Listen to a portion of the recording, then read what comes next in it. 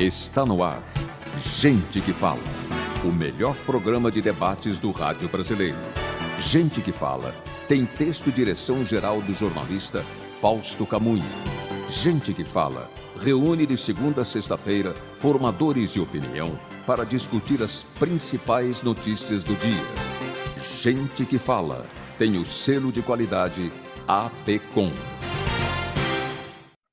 Olá, boa tarde. O programa Gente que Fala está começando ao vivo pela AltV, a TV da internet e também pelas redes sociais, imagens do Instagram, do Facebook, do nosso canal no YouTube, para você acompanhar a nossa jornada de hoje. Até a 1 da tarde, curta, comente, compartilhe a transmissão do programa Gente que Fala, participe também pelo WhatsApp, o número é o 973350038, mais uma vez, 973350038. Para você enviar perguntas aos nossos entrevistados. Eu sou o Mauro Friesman, meio-dia em ponto, quinta-feira, você já conhece, é a edição do Gente do MPD que Fala, parceria nossa com o Movimento do Ministério Público Democrático, o apoio da Câmara Brasileira de Diagnóstico Laboratorial e também, mais um apoio a partir de hoje, do escritório Nasser Rajab Advogados Associados. Eu vou apresentar a partir de agora os nossos convidados de hoje. A gente começa com o doutor Roberto Liviano, procurador de Justiça, escritor, palestrante, presidente do Instituto Não Aceito Corrupção e ex-presidente do Movimento do Ministério Público Democrático. Procurador Liviano, boa tarde e bem-vindo. Boa tarde, Mauro. Boa tarde a todo mundo que está conosco nessa jornada de debates e uma saudação a esse novo apoiador do Gente do MPD que Fala, o escritório Dr. Nasser Rajab, que se junta a nós nessa cruzada por mais informação, por mais cidadania. Bem-vindos todos e todas. Obrigado pela presença, mais uma vez com a gente, doutor Liviano. Também no nosso time de hoje, para análise e debate dos assuntos propostos por aqui, doutora Cláudia Elizabeth Schwerz, advogada, presidente da Comissão Especial de Direito Processual Civil da OAB São Paulo e professora da PUC São Paulo. Tudo bem, doutora Cláudia, bem-vinda? Boa tarde a todas e a todos. Imenso prazer e honra estar aqui, ladeado por grandes nomes do direito, e também o médico Dr. Renilson Ren, doutora Laura Barros, procurador Dr. Roberto Liviano, e boa tarde a você, ouvinte, e obrigada, Mauro, pela sua batuta aí. Obrigada. Obrigado pela presença, doutora Cláudia. Também com a gente hoje, doutora Laura Barros, procuradora do município de São Paulo e professora universitária. Tudo bem, doutora Laura? Tudo bom, tudo jóia, Mauro, sempre um prazer estar aqui, agradeço mais uma vez o convite aí, sempre generoso, sempre gentil, e estou aqui ansiosa pelos debates aí, como estava falando, os assuntos são quentes, né? Obrigada. E depois aqui da apresentação dos operadores do direito, a gente vai apresentar um médico sanitarista, doutor Renilson Ren, secretário-geral do Instituto Brasileiro das Organizações Sociais de Saúde. Doutor Renilson, boa tarde, tudo bem? Seja bem-vindo. Boa tarde, obrigado pelo convite, pela oportunidade. Eu acho que oportunidades como essa são imperdíveis, porque cada vez mais o mundo precisa de diálogo e de informações, né? Então, realmente, é um prazer enorme participar aqui desse momento e estou totalmente muito animado a participar e disponível a participar dos debates e responder questões que, porventura, possam ser apresentadas. Muito obrigado, mais uma vez, pelo convite. É isso aí, doutor Renilson. O mundo está precisando de gente que fala, então estamos aqui no Gente do MPD que Fala, com o nosso primeiro assunto de hoje, 12h03 agora. O Supremo Tribunal Federal reconheceu a legitimidade de pessoas jurídicas ingressarem com ações de improbidade administrativa, derrubando o dispositivo da nova lei que garante, ou que garantia, ao Ministério Público atribuição exclusiva para propor ações desse tipo. Discordaram do entendimento da maioria dos ministros Nunes Marques, Dias Toffoli e Gilmar Mendes, para quem a exclusividade para o ajuizamento das ações de improbidade pelo Ministério Público não afasta a legitimidade dos entes públicos para deflagrarem ações civis públicas de ressarcimento ao erário. Procurador Roberto Liviano, essa decisão pela inconstitucionalidade desse dispositivo que nós acabamos de citar, aumenta o poder de ação do Estado para combater os atos de improbidade administrativa? Mauro, eu penso que essa decisão ela é muito importante, ela é histórica, né? Nós temos vivido aí nas últimas semanas um processo de exame desta nova lei de improbidade aprovada em outubro do ano passado, a Lei 14.230 de 2021. Primeiro, com a relatoria do ministro Alexandre de Moraes, decidiu-se, a meu ver, de maneira correta, e o Supremo cumpriu seu papel de guardião da Constituição, no sentido de que uma nova lei de natureza civil, como é a lei de improbidade, não pode retroagir, mesmo sendo uma lei mais leve, mais suave, mais benéfica. Por quê? Porque a retroatividade de leis mais benéficas é um efeito restrito a novas leis penais. Isso vem muito claro no texto constitucional. O Supremo, mais de uma vez, decidiu desta maneira, e esse julgamento reiterou esta compreensão correta, e o Supremo cumpriu seu papel de guardião da Constituição ao decidir desta forma, não permitindo ainda mais impunidade. Agora, o Supremo acaba de tomar uma nova decisão em relação à lei e com uma nova faceta. O que decidiu o Supremo? O Supremo começou a proclamar as inconstitucionalidades desta lei. Não é? A advocacia pública, por seus órgãos representativos, levou ao Supremo este ponto.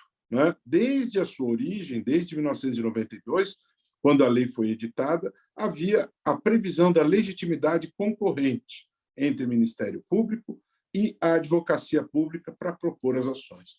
É verdade que, se formos fazer uma estatística, a grande maioria, a maioria esmagadora das ações são propostas pelo Ministério Público.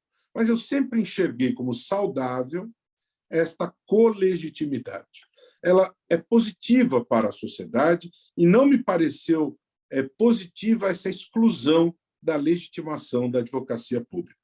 Me parece, mais uma vez, o Supremo acertou, e agora, por uma margem maior de votos, por 8-3, o Supremo proclama a primeira inconstitucionalidade da Lei 14.230. E eu, para fechar esse comentário, quero lembrar que pende de julgamento a ADI 7156, que foi idealizada pelo Instituto Não Aceito Corrupção. O autor dessa ação é a Confederação dos Servidores Municipais, a ação é assinada pelo Marlon Reis, idealizador da Lei da Ficha Limpa, o pai da Lei da Ficha Limpa, e nós somos amicus curiae representados pela sempre ministra Eliana Calmon. Já aderiram como amicus curiae também o Ministério Público de São Paulo, o Ministério Público do Rio Grande do Sul, e requereram também o Ministério Público de Goiás e de Minas Gerais. Nesta ação, nós apontamos 10 afrontas à Constituição. O Congresso pode mudar leis? Pode, mas o limite é o respeito à Constituição. Por isso, essa decisão de ontem do Supremo é muito importante, é histórica. Precisamos proteger o patrimônio público, as leis mudam, é necessário que haja atualizações, mas a Lei 14.230 foi muito além da conta, subvertendo o caráter civil desta lei, usando figuras do direito penal, como a questão, por exemplo, da enumeração taxativa de comportamentos. Isso é um conceito do direito penal, e se instituiu isso no campo da improbidade, o que não é razoável, o que não é plausível. Uma outra questão, procurador Oliviano, antes da gente seguir com os demais aqui, a partir dessa decisão do STF, que derruba essa exclusividade do Ministério Público para propor ações de improbidade administrativa, por 8-3, que outros entes públicos ganham a possibilidade de propor ações de improbidade? Todos aqueles que representam as pessoas jurídicas de direito público interno, procuradorias de municípios, como a doutora Laura Barros, é procuradora do município de São Paulo, essa legitimidade está sendo resgatada, Procuradoria do Estado, Advocacia da União, todas as advocacias públicas que representam as pessoas jurídicas de direito público interno. Isso é saudável, é positivo, somam-se energias às energias do Ministério Público em defesa do patrimônio público, em defesa da sociedade. Parabéns ao Supremo Tribunal Federal. Doutora Laura Barros, seu entendimento sobre esse tema? Bom, Mauro, realmente, aí na linha que o Roberto vinha expondo, eu acho que foi uma vitória da sociedade brasileira. Também, como bem salientado pelo Roberto, existe uma série de inconstitucionalidades realmente nessa nova lei de improbidade administrativa, que, na verdade, é a expressão de um processo de desmonte do sistema de combate à corrupção que a gente vem observando no nosso país aí ao longo dos últimos anos, com muito pesar e com muita preocupação, né? Mas, no meu modo de ver, não havia como se decidir de uma forma diferente, né? A Constituição criou aí um sistema que deve ser como tal compreendido e que é integrado por diversos atores, né? Os atores responsáveis pelo controle interno, controle externo, o próprio controle social. E as advocacias públicas, a gente precisa lembrar que são instituições essenciais da justiça, que têm ali uma função absolutamente importante e fundamental de defesa do interesse público, né? Por vezes a gente vê uma certa confusão, como se as advocacias públicas fossem advocacias de determinados governantes, né? De governos em especial. Isso é uma distorção absolutamente incompatível com a Constituição Federal, e nada mais lógico que as vítimas, né, em última análise, os cofres públicos, né, que são aí titularizados ou representados pela União, pelos estados e municípios, que venham a sofrer, que venham a ser subtraídos por meio de atos de improbidade administrativa, tenham a chance de se defender e de pleitear a restituição o restabelecimento desses seus direitos. Eu acho que é importante a gente registrar também, Mauro, que teve um outro aspecto dessa decisão, que afastou a obrigatoriedade da defesa de agentes processados por improbidade administrativa pela advocacia pública. Ou seja, na hipótese de um agente público vir a ser processado por improbidade administrativa, diferentemente do que previu o texto expresso da nova LIA, nós não temos mais obrigação de fazer a defesa desses agentes. O que seria, em última análise, até incoerente, porque se o município, por exemplo, pode propor uma ação de improbidade, ele teria que necessariamente fazer a defesa desse agente que está sendo processado por improbidade, e criou-se aí uma incoerência, né, que é absolutamente discrepante de todo o sistema constitucional. Então, no meu modo de ver, foi um grandíssimo acerto. A gente espera que o Supremo continue nessa linha e colocando em primeiro lugar aí os interesses da sociedade, a importância da defesa do patrimônio público, do interesse público, enfim, para que a gente consiga pelo menos refrear um pouco esse movimento tão duro que a gente está assistindo aí na nossa sociedade, nas nossas instituições. Então, como é que ficou a respeito dessa incoerência? Quer dizer, o procurador, na sua atribuição de defender o Estado e ele de tem defender... uma faculdade, ele tem uma faculdade de defender o agente inquinado de ímprobo, né? Então, a administração pública pode, de um lado, propor a ação, o que é muito acertado, e aqui é importante a gente lembrar também que existem hipóteses de improbidade administrativa em que só a administração pública, 90% das vezes, é capaz de diagnosticar o que está acontecendo, né? Eu sempre gosto de fazer referência à questão da evolução patrimonial.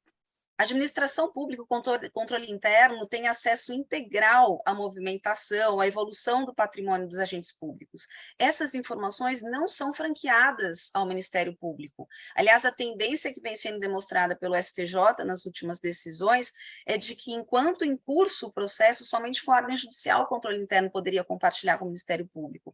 Portanto, fica muito difícil para o MP sozinho saber o que está acontecendo, né? Então, o município pode, né, concluindo aí a sua pergunta, optar por propor ação de improbidade, ou no caso dela achar que não é o caso de improbidade, ou no caso de achar agora que não teve dolo, de fazer a defesa do agente que está sendo inquinado de improbidade, por exemplo, pelo Ministério Público, né? Então, fica uma questão coerente, o município autor ou o município defensor, por exemplo, de um agente inquinado como ímprobo. Doutora Cláudia, seu olhar sobre esse tema? Olha, pouco a acrescentar depois da manifestação da procuradora Laura e do Papa aqui do combate à corrupção, o doutor Roberto Liviano, que me antecedeu. Mas, de verdade, é uma decisão a comemorar, porque a ação de improbidade ela não se confunde com a ação de ressarcimento, tem outros tipos de consequência. E essa legitimidade concorrente une forças no combate efetivamente a esses atos ilegais praticados por agente público. Então, qual é a diferença entre essa ação de improbidade e a ação civil que os ministros que foram vencidos? Ação de improbidade tem consequências voltadas ao cargo, pode gerar perda de cargo para o agente que pratica um ato ilegal, lesivo ao patrimônio público. Se for um cargo eletivo, pode perder justamente esse direito à elegibilidade, diferente simplesmente do ressarcimento. Então, há um espectro maior de responsabilidade, o que não deixa de ser pedagógico. E a manutenção da legitimidade concorrente, tal como era o sistema anterior, é uma conquista da nossa sociedade. O Supremo agiu bem, porque une forças, nós precisamos de todos os agentes, e como esclareceu muito bem a doutora Laura, e aliás, essas duas ADINs que deram origem, a ADIN 7042 e 7043, foram propostas pelas duas associações de procuradores, tanto federal como estadual do Distrito Federal, revelando aí o interesse e a adequação da medida. E são os órgãos públicos, por suas procuradorias, que podem propor essas medidas. Sim. Doutor Renilson é médico, né? Não é operador do direito. Depois de tantas e excelentes explicações a respeito aqui, seu sentimento como cidadão em relação a essa nova medida aí do Supremo? Pois na verdade, também um cidadão que tem atuado na gestão pública. Eu já estou com 47 anos de atividade profissional, já ocupei vários cargos públicos e, claro, é óbvio que há necessidade de mecanismos fortes, né, consistentes para combater a corrupção, mas nós que trabalhamos na gestão pública, no caso na saúde, temos uma preocupação muito grande, porque cada vez mais é considerado como uma ocupação de alto risco ser gestor público, né? Porque, infelizmente, existem, a maioria ação de improbidade que tem um fundamento, mas existem também ações de improbidade que decorrem de posição pessoal, de ideologia, de questões até políticas, partidárias, uma série de coisas. E, às vezes, o gestor se vê numa situação... se fala hoje, inclusive, num apagão de caneta, porque as pessoas... Eu sempre digo, se você for convidado para assumir uma Secretaria de Saúde do Estado ou do município, pense muito bem antes de aceitar. Eu, há muito tempo que não aceito, e quem for meu amigo, não me apresente esse convite, porque eu não aceitarei. Então, a questão do Estado, aí, independente do ente, poder defender o ex-gestor, eu acho que é uma coisa extremamente importante, porque muitas vezes você não tem culpa, não tem, né, não praticou nenhum ato de má-fé e responde um processo. Se você é uma pessoa honesta, você não tem dinheiro para contratar advogados para fazer a sua defesa. E aí como é que você faz, né? Então, eu acho que eu queria colocar um ponto aí, que eu acho que se nós temos que ter, a sociedade brasileira tem que ter a preocupação em combater a corrupção, e ela existe e produz danos terríveis, né? Principalmente sobre aqueles mais vulneráveis, os mais pobres, nós precisamos também ter uma preocupação com o exercício da gestão pública, porque senão o Estado para, porque eu diria que hoje quem tem juízo pensa duas vezes em assumir algum cargo público. Eu, quando vejo alguém de uma forma eufórica assumir um cargo público, eu fico olhando assim que ou não está bem intencionado ou não tem muito juízo, porque a situação é muito complicada, né? Então, eu acho que é um tema relevante que a gente precisa conversar muito sobre isso. 12h18 no programa Gente que Fala, quinta-feira, você sabe, é o Gente do MPD que Fala, parceria nossa com o Movimento do Ministério Público Democrático, o apoio da Câmara Brasileira de Diagnóstico Laboratorial e também do escritório Nasser Rajab Associados, Nasser Rajab Advogados Associados. Nosso próximo tema por aqui, a Procuradoria-Geral da República pediu que o Supremo Tribunal Federal rejeite um pedido de senadores para que seja quebrado o sigilo de supostas mensagens trocadas entre o Procurador-Geral da República, Augusto Aras, e empresários que foram alvos de busca e apreensão por falarem de golpe. A troca de mensagens entre Aras e os empresários foi divulgada pelo site Jota. No pedido enviado ao STF, a vice-procuradora-geral da República, Lindora Araújo, afirma que a PGR tem arquivado representações criminais contra distintas autoridades, inclusive ministros do STF e membros do Congresso Nacional.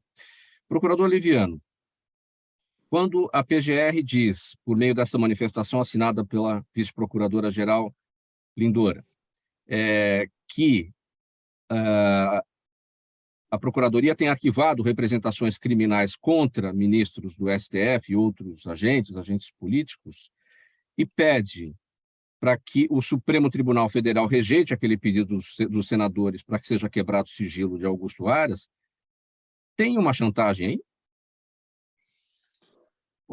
Mauro, primeiro preciso fazer um breve comentário. Esperei você abrir outro assunto para não quebrar aí a sequência, mas eu prestei muita atenção nas palavras do nosso convidado Renilson. Sim. E queria fazer um rápido comentário. Em relação ao tema anterior. Sim. Isso, que eu acho muito importante aquilo que ele disse. Nós vamos saber ouvir com bastante humildade esse tipo de ponderação, e eu penso que isso que Renilson falou nos remete a uma importante reflexão a respeito do tema da lei de improbidade. Essa lei, quando foi apresentado o projeto para modificá-la, em 2018, pelo deputado Roberto de Lucena, a razão de se proporem modificações foi já a passagem de 26 anos, a necessidade de adequações à nova dinâmica social e exageros aqui ou ali em relação à lei, né? Eu sou do Ministério Público há 30 anos e digo sem nenhum constrangimento e nenhum problema que, de vez em quando, há membros do Ministério Público que exageram, né? E, para isso, existem os órgãos de controle, as corregedorias, o Conselho Nacional do MP, que devem cumprir o seu papel, e nós devemos cobrar o cumprimento deste papel fiscalizatório, né? Agora, eu penso que a mudança que foi feita na lei de improbidade, em outubro do ano passado, é um exercício semelhante àquele de jogar fora a água do banho e o bebê junto, né? Você tem que jogar água depois que o banho foi dado, mas precisa tomar cuidado para proteger o bebê. Renilson, para você ter uma ideia, deixou de se punir toda e qualquer improbidade culposa. Eu participei diretamente desse debate lá em Brasília, Renilson, e eu propus aos parlamentares: não podemos agir desta maneira, porque isso conduz à impunidade. Vamos exigir que haja, ao menos, a culpa gravíssima para responsabilizar por improbidade. Não quiseram tomar conhecimento, né? Quiseram instituir dolo específico para punir improbidades com dano ao patrimônio público. Quiseram instituir prazos de prescrição que foram importados do direito penal, né? Quiseram instituir enumeração taxativa de condutas que são figuras do direito penal, com nítido propósito de garantir a impunidade por lei. Então, se tem promotor que exagera, para isso o próprio Congresso aprovou a nova lei de abuso de autoridade. Para isso existem as corregedorias, não é? Então, eu mesmo não mudei nada a minha conduta diante dessa nova lei de abuso de autoridade, porque sempre procurei respeitar muito as pessoas que estão passando pela minha caneta, porque essa minha caneta tem que ser sempre republicana. Ela tem que ser exercida de maneira cidadã, tá certo? Então, não é porque ocorre um exagero aqui ou ali que você vai desmontar uma lei que exista para proteger o patrimônio público, né? E quem tem medo do controle que o Ministério Público deve cumprir, fica muito difícil. Com medo, você não exerce profissão nenhuma. É necessário ter coragem e é necessário aprimorar as instituições que têm responsabilidade em relação ao controle, inclusive nesse tema que você traz, em relação à quebra de sigilo, envolvendo o Procurador-Geral Aras. Essa situação toda causa perplexidade, porque, infelizmente, como já é fato notório, tem havido arquivamentos sequenciais em relação às investigações de responsabilidade do Procurador-Geral da República. Notícia recentemente divulgada mencionou que das 104 representações vindas do Supremo, todas elas foram arquivadas. Nenhuma delas, Mauro, se transformou em denúncia. Ou seja, nós estamos em tempo de Libertadores, né, futebol, o placar está 104-0 para os arquivamentos, né? Isso incomoda a sociedade, né? Porque o Ministério Público ele jamais pode se transformar em organismo de defesa de governante de ocasião. Ele tem que ser organismo independente de defesa da sociedade. Não é? Sem entrar no mérito, no âmago dessa situação, porque eu não conheço o processo, não conheço os autos, mas eu penso o seguinte, em termos de princípio, a lei vale para todos, inclusive para nós do Ministério Público. Eu sou pelo fim do foro privilegiado. Promotor não tem que ter foro privilegiado. A Constituição tem que ser aplicada para todos. Eu acho que, a nível federal, houve um cochilo do nosso Constituinte quando não previu lista tríplice para escolher o Procurador-Geral da República. Não é razoável que o fiscalizado escolha o próprio fiscal, tirando o nome do fundo da cartola, sem fulanizar. Mas isso, do ponto de vista da sociedade, é importante que os nomes sejam chancelados pelo Ministério Público. Ainda que não seja um sistema perfeito, Mauro, e quem, companheiros da mesa, Cláudia, Laura, Denilson, quem nos ouve, nos assiste, é melhor que tenhamos essa lista, porque é um controle a mais. O Ministério Público Federal precisa ser ouvido, precisa apresentar uma lista tríplice e o presidente precisa estar vinculado obrigatoriamente a esta lista, né? Não é plausível que nós tenhamos uma situação em total descontrole, em que estejamos levando aí uma goleada de 104-0, tá certo? E que essas coisas vão se repetindo. Não é saudável do ponto de vista da prevalência necessária do interesse público. Então, é possível prever que esse placar vai para 105-0, porque o Supremo, com este recado da vice-procuradora Lindora, olha, a gente aqui arquivou representações criminais contra ministros do STF, inclusive, é de se supor que haverá, então, um arquivamento deste pedido, ou um arquivamento, não, uma rejeição deste pedido dos senadores, não? Procurador Liviano. Sim, exatamente. É bem possível que isso aconteça, Mauro.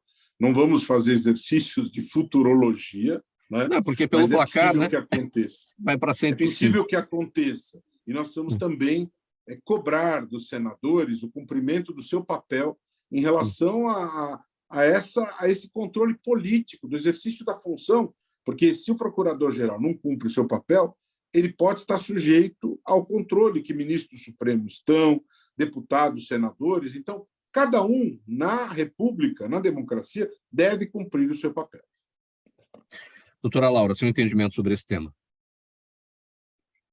Bom, Mauro, na verdade, parece que está na moda, né? Agora todo mundo fala em ativismo judicial, em fishing expedition, tudo que se pode fazer para atacar, de alguma forma, o controle é feito e é divulgado aos quatro ventos, muitas vezes por meio de fake news, e a gente sabe que nas redes sociais isso se espraia com uma velocidade absurda, né?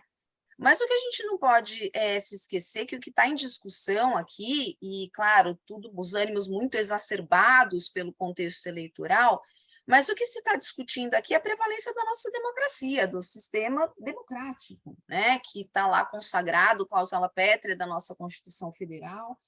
Então, eu acho que a gente, claro, ninguém aqui está defendendo excessos, né? Existem garantias fundamentais que devem, obviamente, ser observadas, inclusive, principalmente pelas instituições, inclusive o judiciário, mas, como eu vinha dizendo, em se tratando de defesa e garantia do sistema democrático, nosso Estado tal concebido pela Constituição, eu acho que a gente tem que ter um pouco mais de sensibilidade. Eu gosto muito da teoria da democracia defensiva, né, segundo a qual quando estamos no momento em que vemos que um valor fundamental da democracia está sendo colocado em risco, é preciso agir. Né? E, nesse momento, não é que se vai relativizar qualquer tipo de garantia fundamental, absolutamente não, mas precisa ter um pouco de critério. Né? E o critério vem da onde? De uma investigação. Então, a investigação tem que ser levada a efeito. Né? Claro que ela pode chegar a uma conclusão de que realmente não havia nada ali, mas, no meu modo de ver, não se pode criar classes diferentes de cidadãos. Se existe algum motivo para investigar determinada pessoa, eu não vejo justificativa constitucionalmente defensável para que isso não seja feito. E esse tipo de recado, que, claro, evidencia e ilustra à perfeição essa crise institucional que a gente está vivendo há alguns anos, é incompatível com a dignidade, de meu modo de ver, até dessas instituições que a gente está falando. Né? Eu acho que a gente tem que ter um pouquinho de critério no exercício da função pública, ter esse cuidado de não resvalar nesse tipo de ameaça, de tomar lá da cá, porque isso, mais uma vez, não é compatível com os valores republicanos e com valores democráticos. 12:30 agora, programa Gente que Fala vai para o intervalo, mensagem do nosso apoiador e a gente volta em seguida com a sequência dos nossos temas. Até já. Os melhores trabalhos de comunicação nunca abrem mão de um excelente instituto de pesquisas. A Orbis é um instituto de pesquisas que une precisão e confiabilidade estatística com a mais alta tecnologia em pesquisas do mercado. Na sua próxima pesquisa, se eu fosse você, chamava Orbis. Até porque o sucesso é consequência direta da informação que você tem e o que você faz com ela. 12:31, estamos de volta com o programa Gente que Fala, edição de quinta-feira, é o Gente do MPD que Fala, parceria nossa com o Movimento do Ministério Público Democrático, o apoio da Câmara Brasileira de Diagnóstico Laboratorial e do escritório Nasser Rajab Advogados Associados. Próximo assunto por aqui. Após um longo percurso de discussões e trâmites políticos, foi sancionada a lei que aprovou o piso salarial nacional para os profissionais de enfermagem no Brasil. Uma vitória histórica para a categoria, mas que enfrenta uma forte resistência dos empresários do setor, que defendem que o piso causará demissões e fechamento de leitos. Em artigo publicado pelo jornal Brasil de Fato, o diretor do Sindicato dos Enfermeiros do Rio Grande do Sul, Rafael Serva Mello, afirma que, abre aspas, dizer que o piso proposto é inviável é assumir que a base do nosso sistema de saúde é o trabalho superexplorado. Fecha aspas, citação aqui do Rafael Serva Mello, diretor do Sindicato dos Enfermeiros do Rio Grande do Sul.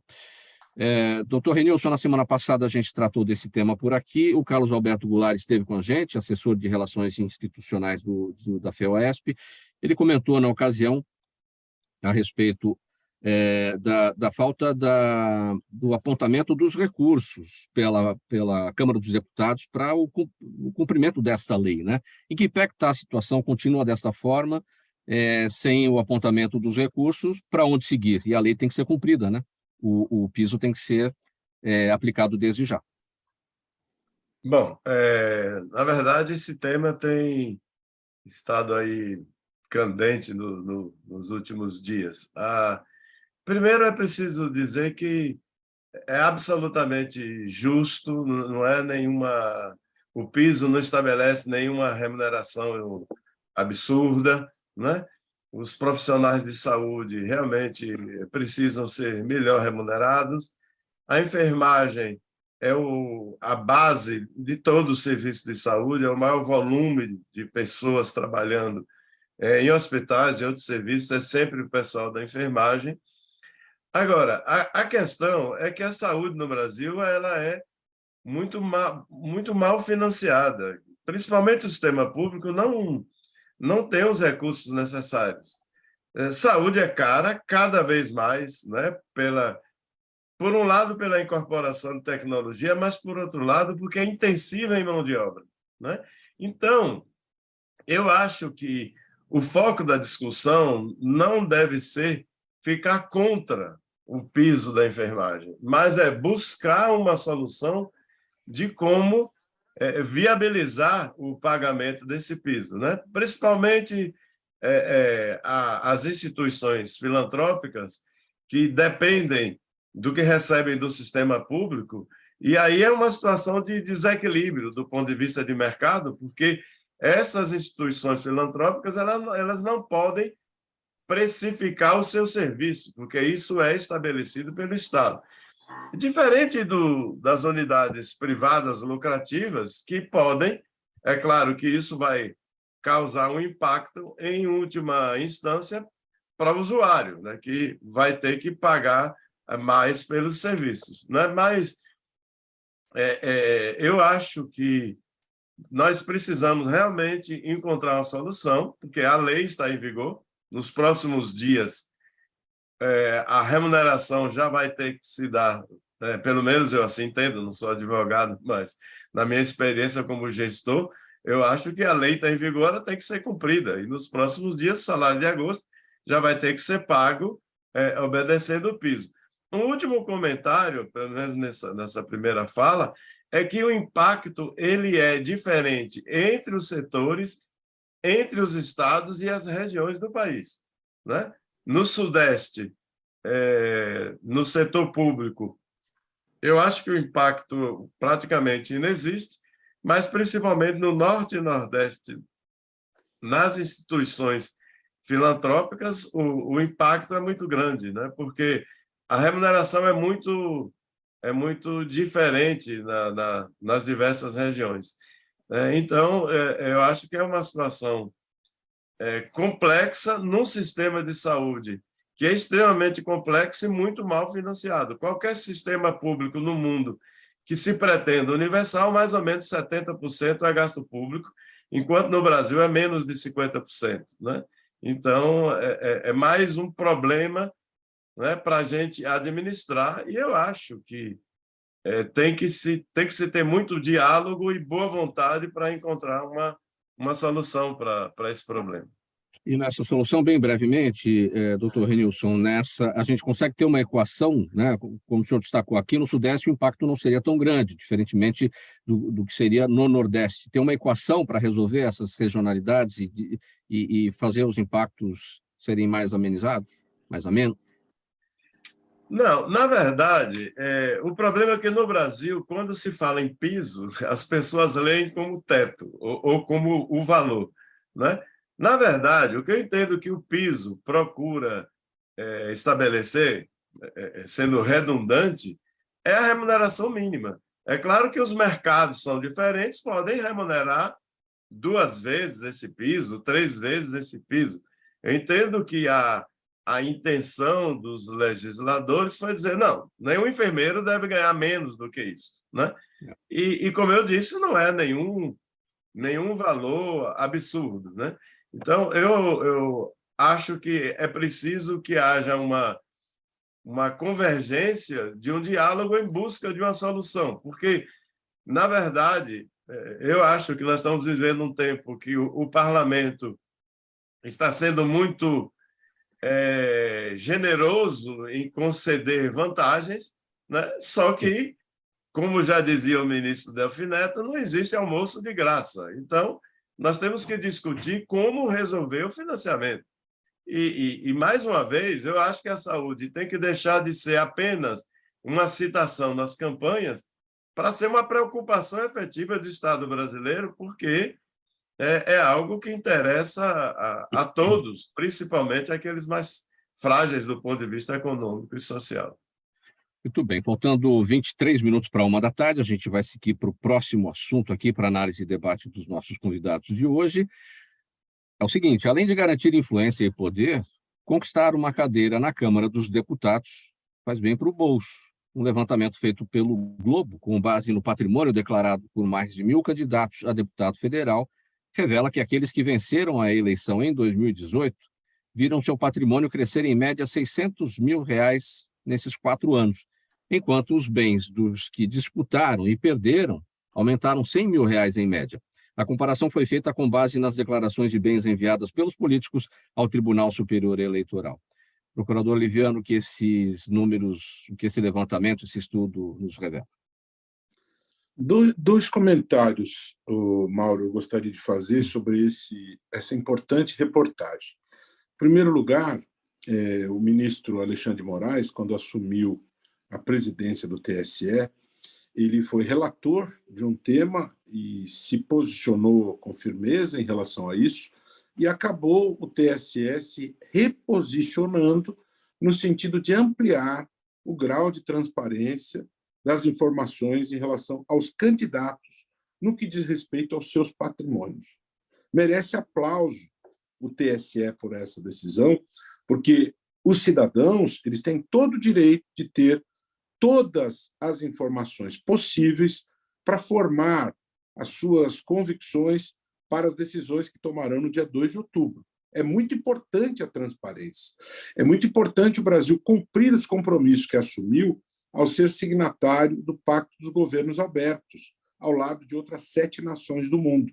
Nós temos que ser referência em matéria de transparência. Então, essa matéria que você menciona, Mauro, só foi possível em virtude do reposicionamento do TSE. O Instituto também se colocou nesta linha, postulando maior transparência. Aliás, o Instituto também cobrou do ministro Alexandre que tornasse pública a decisão sobre a busca e apreensão dos empresários, e essa decisão se tornou pública, o que era relevante para toda a sociedade compreender os motivos da decisão. O segundo ponto que eu quero destacar em relação a isso, já que nós estamos falando de patrimônio de candidatos, os candidatos, obviamente, ele tem que prestar contas à sociedade, dizer os bens que tem, dizer, inclusive, a quantidade de dinheiro que dispõe, né? E uma série de reportagens publicadas nesta linha chamaram a atenção nos últimos dias, né? Falou-se sobre a aquisição de muitos imóveis com dinheiro em papel moeda, né?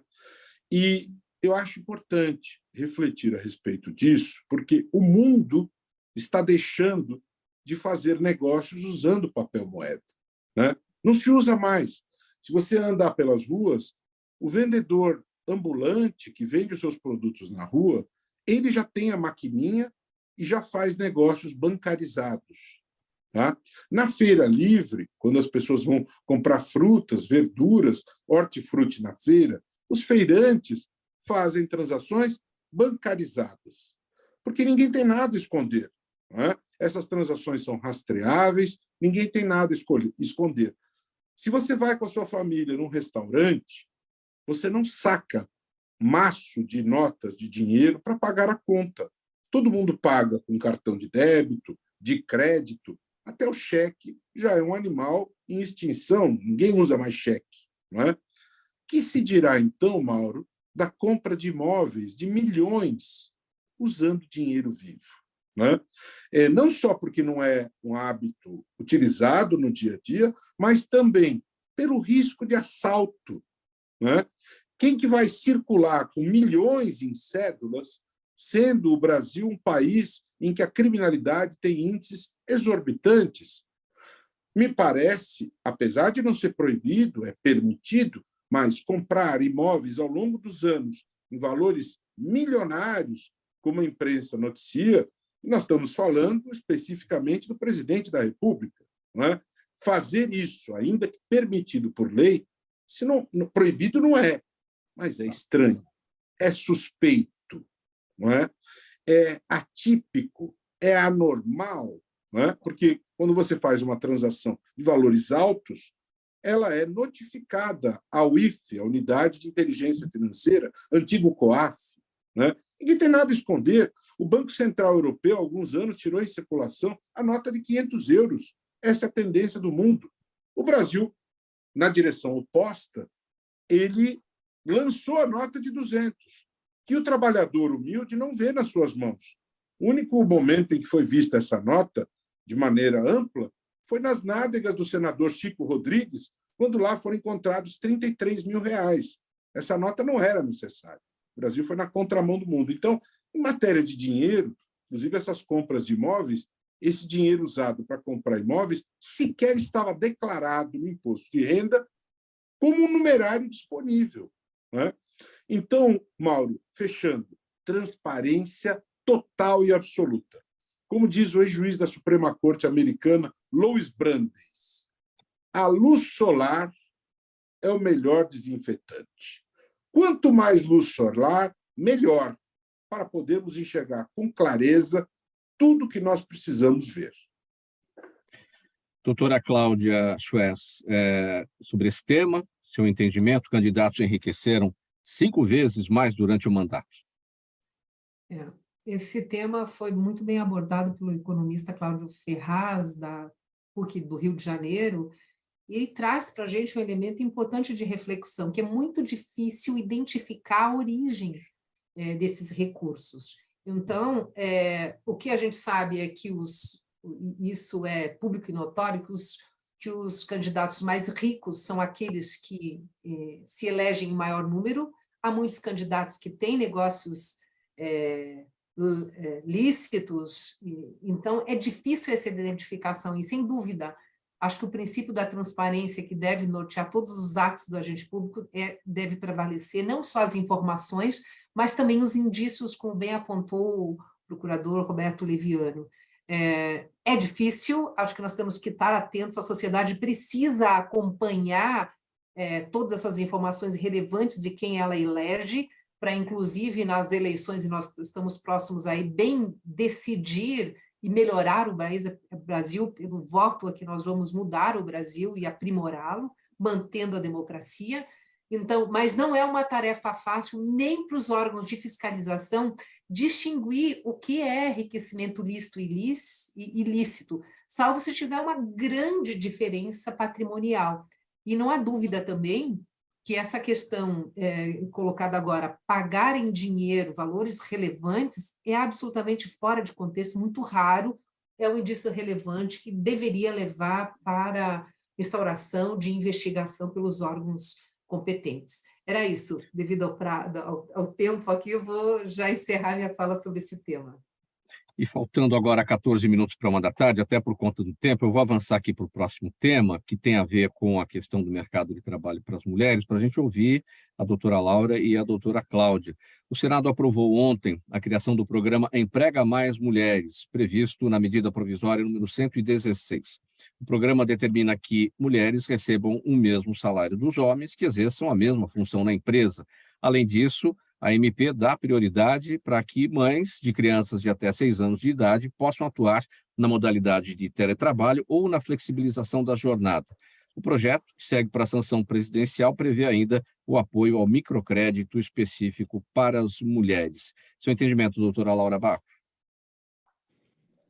Bom, Mauro, nossa audiência aí, sem dúvida, eu acho que é uma iniciativa que é bem-vinda, né? Não vejo nada de ruim que possa decorrer daí. Agora, eu acho que a gente tem... Essa proposta nos chama a fazer uma análise crítica. A primeira coisa que eu acho absolutamente chocante é que tenha que se inscrever num texto, um texto legal, numa medida provisória, a consignação, a regra de que a mulher e o homem têm que ganhar a mesma coisa pelo desempenho do mesmo trabalho. Isso aí, no meu modo de ver, é uma aberração, né, de um absurdo, porque a gente já tem o princípio da isonomia na Constituição Federal, a gente já tem o princípio da impessoalidade, a gente tem ali toda uma estrutura principiológica que é absolutamente incompatível com tratamento distinto, simplesmente em razão do gênero, né, ou por quaisquer outras opções ou condições das pessoas. Então, primeiro, a tristeza de termos que escrever e repetir e lançar aos 4 ventos a ideia de que somos iguais ainda, né? E, por outro lado, eu acho que é muito interessante essa ideia que traz aí o texto de chamar os pais, né, a esse compartilhamento de responsabilidade. Normalmente, eu sempre teci muitas críticas, a gente via legislação que tratava de licença maternidade ou de questões relacionadas aos cuidados com os filhos, centrados muito na figura da mulher. É inquestionável que no Brasil a gente tem inúmeras famílias que são chefiadas e lideradas por mulheres, né? Isso aí não se questiona. Mas é importante também que se faça esse envolvimento dos pais e que se dê a esses pais a possibilidade de participar e de compartilhar desse momento de educação dos filhos. Então, eu acho que, primeiro, é uma discussão interessante, como a que estamos trazendo aqui, que nos faz refletir a aberração que temos que voltar a esse tema ainda da paridade salarial entre homens e mulheres, e, ao mesmo tempo, traz esses ganhos, né, da nossa sociedade assimilando essas noções de que, além de sermos iguais, compartilhamos de deveres iguais com relação aos filhos. Doutora Cláudia, compartilha do entendimento da doutora Laura? Integralmente, mas é interessante que essa medida provisória, ela traz uma ideia de igualdade que é a questão salarial, mas nós estamos ainda muito longe de ter um tratamento isonômico, não só diante da questão de gênero, mas também em relação à questão de raça. Hoje nós estamos falando dos benefícios das cotas que são adotadas por muitas universidades, especialmente as públicas, o que já democratizou o acesso às universidades, fruto de muitos elogios, porque com uma melhor educação nós temos aí uma promoção efetiva de igualdade democrática dentro do mercado de trabalho. Mas esse mercado de trabalho ainda precisa de outras ferramentas para aprimorar. Nós temos no Brasil, por exemplo, mulheres executivas, estatísticas que nos conselhos, em cargos de presidência, hoje num patamar ainda muito inferior, cerca de 6% apenas. E as mulheres negras nem aparecem nessa estatística. Então, é um tema importante para a gente tratar, talvez tivesse que ter algum complemento nessa lei para garantir esse acesso. Você tem ideia, nós temos algumas experiências, não só no Brasil, mas também nos Estados Unidos, uma orquestra sinfônica conhecida nos Estados Unidos, ela chegava a contratar mulheres quando fazia os testes, em torno de 2%, 3%, 4%. Quando foi feito os testes às cegas, a contratação de mulheres nessa orquestra subiu para 40%. E, curiosamente, esse percentual também foi adotado aqui no Tribunal de Justiça, nos anos 80 e 90, quando foi proibido identificar nas provas o gênero. Antes, nós tínhamos 2, 3 mulheres que passavam nos concursos da magistratura. A partir do momento em que entrou em vigor essa norma de vedação e identificação do gênero nas provas, o número de mulheres que ingressaram na carreira jurídica foi de 40%, quer dizer, um patamar muito similar, o que revela, de fato, que nós temos, nos surpreende, né, doutora Laura, ser necessário nisso, mas nós temos ainda aí um trabalho imenso para afastar essa misoginia, esse machismo estrutural. Nós pensamos assim, não só os homens, mas também as mulheres. Então, quando essa lei, essa medida provisória vem trazer proteção à maternidade, falar de igualdade, a gente ainda não tem a garantia de acesso a muitos cargos de direção nas principais empresas no Brasil. E tem estatísticas também que informam que nos países de maior IDH há maior diversidade, porque mesmo os fornecedores, mesmo as empresas têm mais vozes que contemplam mais esse número. Nós somos hoje mais de 50% de mulheres e negros 56%, negros e pardos. Ou seja, nós precisamos evoluir na democracia de acesso aos melhores cargos, sim.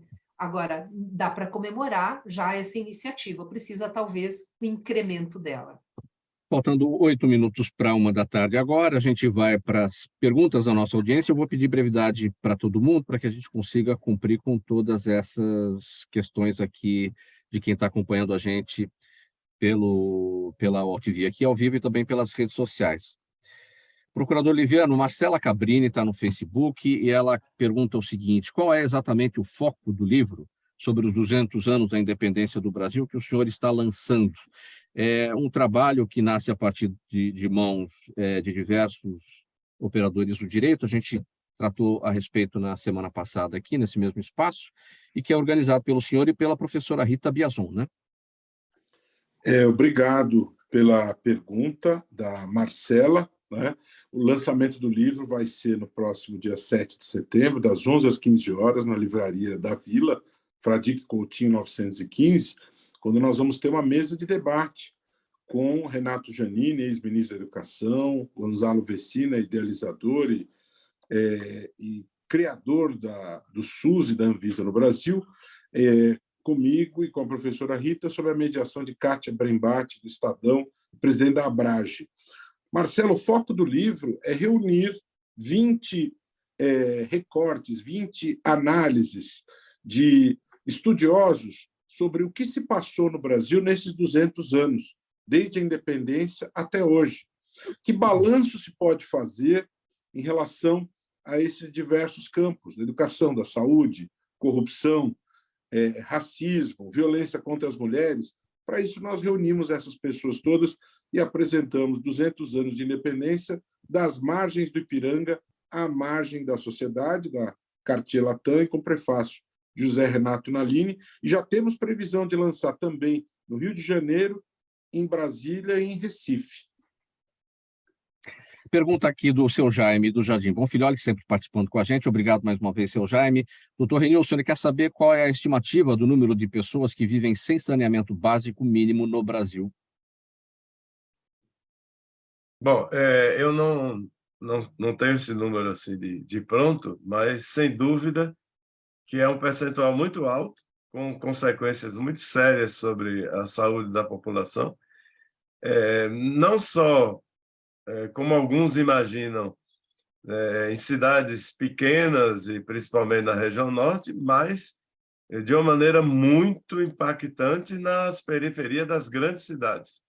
Nós temos uma situação um pouco melhor do ponto de vista de abastecimento de água tratada, mas uma situação de absoluta calamidade do ponto de vista de coleta e tratamento de esgoto, com impactos os mais diversos, inclusive sobre o meio ambiente. É uma situação de grande atraso que o Brasil vive e que nós temos a expectativa que, no futuro próximo, isso possa melhorar. Doutora Laura, a Daniela Neves, no Instagram, quer saber a sua opinião sobre a nova lei de improbidade. Ela diz, a nova lei de improbidade, ela absolve ou premia as políticas públicas baseadas no achismo? Bom, Daniela, obrigada aí pela pergunta, super pertinente. Quem me acompanha sabe da minha, dizer o mínimo, meu desconforto com essa nova lei. Eu acho que realmente, como eu disse, a gente está vivendo um momento crucial no nosso país de desmancha e desmonte das políticas de combate à corrupção. Eu vejo muitos problemas nessa lei, no texto que foi aprovado. É claro que a lei anterior demandava realmente uma revisão, né? Havia aí uma questão de insegurança, ninguém se questiona, mesmo porque a lei era de 92, a gente teve muita mudança de lá para cá, né? Mas eu acho que a questão dos achismos acaba sendo meio que privilegiada, e mais que isso, eu acho que a questão da impunidade ganhou muito terreno com esse nosso texto, com esse novo texto. A gente tem situações em que claramente ficou inviabilizada a persecução judicial aí, né? Um exemplo que, para mim, é muito chocante e que é absolutamente contrário aos princípios constitucionais mais basilares, inclusive a questão de processo, né? Aí a doutora Cláudia pode também me ajudar, mas o dispositivo da lei que proíbe que o juiz formule a classificação legal daquele ato de improbidade. Em outras palavras, o que determina a lei é que o autor vai ter que indicar na petição inicial qual exatamente o artigo ou inciso que foi ofendido da lei, e na hipótese daquele artigo ou inciso não restar devidamente comprovado, não existe a possibilidade de uma condenação subsidiária ou de um pedido subsidiário. Né? Essa vinculação do juiz, no meu modo de ver, vai contra até a questão do contraditório da ampla defesa, porque pressupõe um pré-julgamento da parte a ser aceito pelo juiz quando ele recebe a inicial e dá andamento ao processo, e absolutamente contra o princípio da iure non curia. Quem sabe qual é o direito, quem sabe a classificação daqueles fatos é o juiz. Né? Então, vem uma lei e rasga esse princípio tão fundamental da processualística, no meu modo de ver, denota até uma má intenção do legislador, porque não é possível que se julgue razoável levar um processo nesses termos. E, é claro, a chance de um sucesso, ou de um sucesso do autor, numa ação como essa é praticamente nulo, né? Então, doutora Cláudia, a pergunta... Desculpa. Sim, quer concluir, doutora Laura? Não, Bem né, rapidinho, só queria concluir dizendo, né, do pesar que eu tenho aí pelo texto que foi aprovado. Vamos ver se o Supremo colabora para que isso volte pelo menos um pouco aos eixos. Obrigada. Agora o Ricardo Gouveia no YouTube pergunta para a doutora Cláudia, bem rapidinho, doutora Cláudia, por que os estudantes universitários andam tão afastados da política nacional? Eu acho que o desafio nosso, como professor, inclusive, é estimular o envolvimento do universitário. Por quê? Né? Por que isso? Eu acho que nós temos vários motivos pelos quais nós podemos apontar muito rapidamente no tempo de segundos que nós temos aqui remanescente. E por que isso? Eu acho que nós temos um histórico que permaneceu diante da... Ainda nós temos imagens da ditadura em que esse envolvimento da política não era estimulado e até vedado, então isso há um remanescente disso, não há dúvida. E agora esses movimentos, esse movimento de 11 de agosto, especialmente na Faculdade de Direito, ele resgatou um pouco essa ideia que nós temos como estudantes, como professores, a possibilidade, voz na nossa sociedade. Então, eu não quero me alongar, mas eu quero aproveitar e agradecer o convite, dizer a honra de estar aqui com todos vocês, ao Roberto Liviano, agradeço imensamente sempre o convite, a possibilidade de estar aqui, ao doutor Renilson, a doutora Laura. Obrigado, Mauro. Não temos tempo para mais nada, vamos colocar um ponto final nessa edição do programa Gente que Fala de hoje. É o Gente do MPD que Fala, sempre às quintas-feiras, parceria nossa com o Movimento do Ministério Público Democrático e o apoio da Câmara Brasileira de Diagnóstico Laboratorial e do escritório Nasser Rajab Advogados Associados. Estiveram com a gente hoje o Procurador de Justiça, doutor Roberto Liviano, a advogada doutora Cláudia Elizabeth Schwerz, a procuradora do município de São Paulo, doutora Laura Barros, o médico sanitarista, doutor Renilson Reim. O programa A Gente Fala é uma realização da ABECOM, no apoio técnico na AltV, o Sérgio Oliveira. Obrigado aí pelo apoio, Sérgio. Apresentação minha, Mauro Friesman, pauta e redação do Pedro Schiavon, Zenilda Salvato, nossa diretora de produção, jornalista Fausto Camunha, nosso diretor-geral, na AltV, a direção-geral do Alberto Luchetti, e você do outro lado, espectador, internauta, a razão da nossa presença aqui todos os dias. A gente volta a se falar amanhã, ao vivo, a partir do meio-dia, aqui pela AltV. Obrigado pela audiência. Tchau, minha gente. Até amanhã.